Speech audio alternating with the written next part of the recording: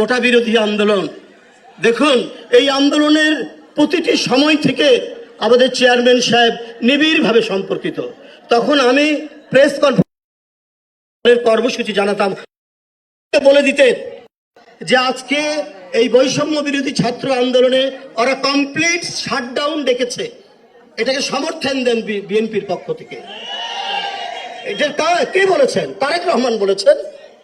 তার নির্দেশে লুকিয়ে লুকিয়ে বিভিন্ন বাড়িতে, কখনো বগলের নিচে ল্যাপটপ নিয়ে সেখানে টাইপ করে কথা দিয়ে তারপরে সেই কর্মসূচির ঘোষণা করছি, অথবা বৈষম্য বিরোধী যারা আপনারা আন্দোলন করছেন তাদের সেই কর্মসূচিকে সমর্থন দিচ্ছি তারেক রহমানের ক্ষেত্রে।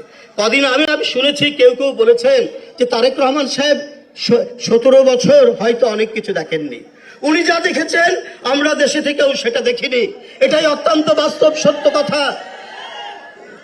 ওনাকে ফ্যাসিবাদ শেখ হাসিনার সর্বপ্রথম শিকার তো তারেক রহমান, তার পরিবার এবং তার মা।